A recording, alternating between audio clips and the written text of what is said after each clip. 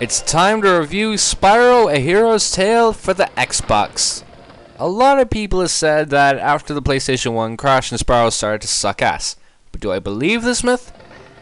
Not really. Okay, to be fair, I've only played Insanity and A Hero's Tale in the last year, so I'm not too sure about the other games that have caused so much trauma to the nation since, well, I haven't played them in a long while or at all.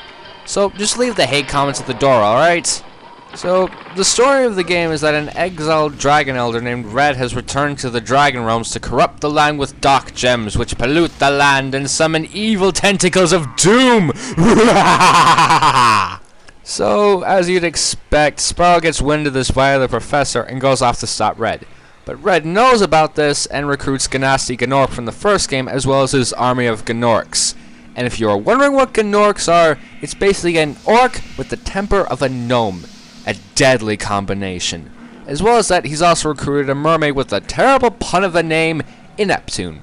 Okay, the story's forgettable, but I've got two things to say about it. The first is that now the Spyro games seem to use the infamous Sonic naming scheme of naming characters after something really obvious about them. In this case, Red being named after, well... do I have to point it out? And second, where the hell are the other dragons? They're nowhere to be seen at all in this game, and no explanation is given as to why they're gone. It made sense in the original trilogy. They were frozen in the original. Spyro was in another world which they weren't aware of in Gateway to Glimmer, and Spyro was the only dragon small enough to get into the holes leading to the Forgotten Worlds in Year of the Dragon. And the exact same thing happened in Enter the Dragonflight. They were all gone. What the hell happened? My guess is that after the baby dragons were rescued, the majority of them went off to have a massive orgy like at the end of Brave New World in Purgatory, and then decided to go off and, well, die. The gameplay is the same as the previous ones, but with a bit more focus on exploration, but we'll get to that in a minute. You can glide by pressing and holding A while in the air after doing a double jump, charge at enemies by pressing B, you can breathe fire and a bunch of other breaths by pressing X, and can activate items and talk to people by pressing Y. But you can also get special abilities from finding dragon elders and defeating bosses. The main focus of the game is to smash all the dark gems in the area, which you can do by pressing B after a double jump to do a head smash, and defeat the reciting boss. You can also collect light gems which can activate certain gadgets the professor invented and open certain doors, and dragon eggs, which simply lets you get unlockable bonuses. There are two rather large differences from previous installments. The first being that gems are no longer necessary to complete the game 100%, as you can now buy items from Moneybags, who is now Eastern European for some reason. And the second being that you can't access new levels via portals. Instead, you have to find them in the main hub, and they could be elevators or tunnels like in Jak and Daxter. You can also play as other characters again. Sergeant Bird from Spyro 3, Hunter, Sparks, and a newcomer, Blink the Mole, who is scared of air for some reason. What the hell kind of logic is that? Sergeant Bird's gameplay is essentially the speedways of the original trilogy, where you have to destroy a certain amount of enemies or objects and pass through rings within the time limit. Sparks' gameplay is just an on-rail shooter, but since I never bothered to play it, I can't say too much about it. Just think of it something like the giant Clank sections from Ratchet & Clank Size Matters, and you'll get something of a similar magnitude. Blink plays like a bog standard 3D platformer where you throw bombs at small dark gems to destroy them, and Hunter's gameplay is like Blink's, but now you can fire arrows at enemies and climb walls. Now, a lot of people tend to criticize this game for being too easy, having backtracking, and being unoriginal. And what I have to say to that is, while I do agree with it being a bit unoriginal, I thought the game was challenging enough, although to be fair I am a bit crap at certain games, and the backtracking is like in Spyro 2. Non-mandatory for the most part, so get over it. The worst part about this game is that it's quite bland and came out at the absolute wrong time. Another flaw I think is that it tries to pull off some fourth wall jokes in order to make players laugh and try some odd pop culture reference. But to be fair, it gets really bad later on. Not in the game, I mean like when Crash Tag Team Racing came out, where the developer turned Crunch into a Mr. Teeth parody. I need help. I found a ride that needs driving. You gonna help me? We bring the hurt. Eat your greens. Float old Crunch alone. Low interest. I buy that ride and word. We bounce. It's not funny, it's not funny, it's not funny, it's not funny, it's not funny! It's not funny! Help! The only good fourth wall joke was the one they made at the beginning of the game about pointless collectibles and platformers. Of course, to operate it, you need to collect 8 power stars. Power stars? Never even heard of those. Oh. Then how about red coins? No? Heart pieces? Gold tokens? I'm at a loss, Spyro. What exactly do you need to collect? I don't know. Light gems? Fine. You need 8 light gems. Also, Red is a terrible final boss. It's harder to beat in Neptune than him. And yeah, that pun is really, really bad.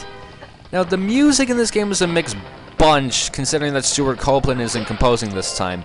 The first 2 worlds have generic Kids Game 101 music, and the last 2 worlds actually have some good music. Particularly the last world, where the music starts to become reminiscent of the machinery levels from the original Crash Bandicoot. But my favorite music is of the third hub world, Frostbite Village, since it actually sounds like Stuart Copeland composed it.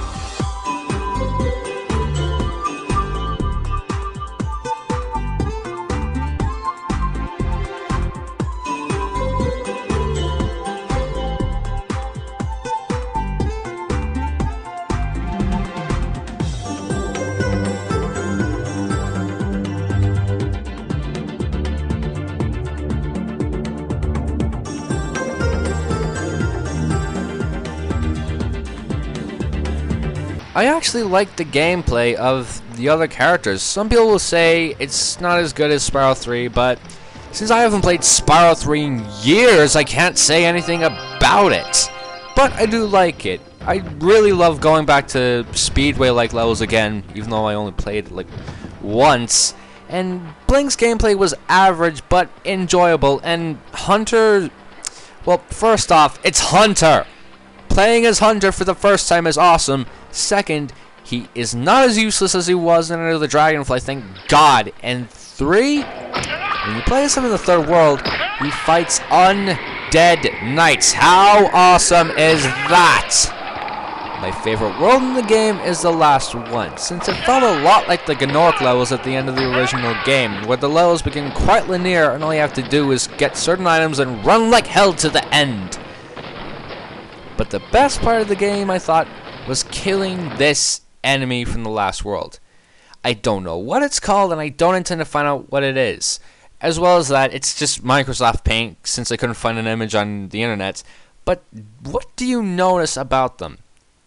Other than the fact that they look like the Human Torch. I'll give you a minute or so to think about it. If you guess anything except the hair, well...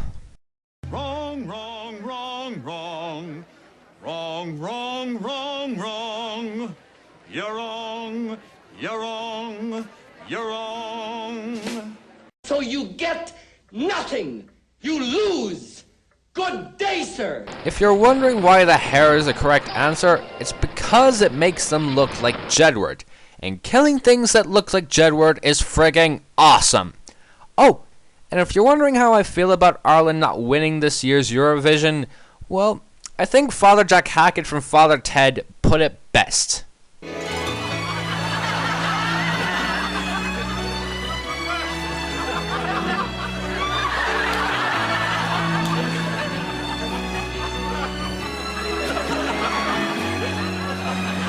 So, Spyro: A Hero's Tale is an alright game with nice gameplay changes and good music in the second half. However, it's quite bland, the bosses aren't that fun, and some of the fourth wall jokes get a bit annoying. Now, I said it came out at the wrong time, which is true, as it came out around the same time as Ratchet & Clank, Jak 3, Sly 2, and Crash to Insanity. A 4 team of epicness in platformers. so it really didn't have much of a chance when it came out, hence some of the trashing it got. I'd give it a Sonic 06, meaning kinda good, but since Hunter fights undead knights and Spyro can kill flaming Jedwards, I'll give this a Jak and Daxter, meaning pretty good. Yes, I consider this game as good as Jak and Daxter. If you want to kill me, go on, go ahead. I dare you. I double dare you, motherfucker. Hey, that is my line.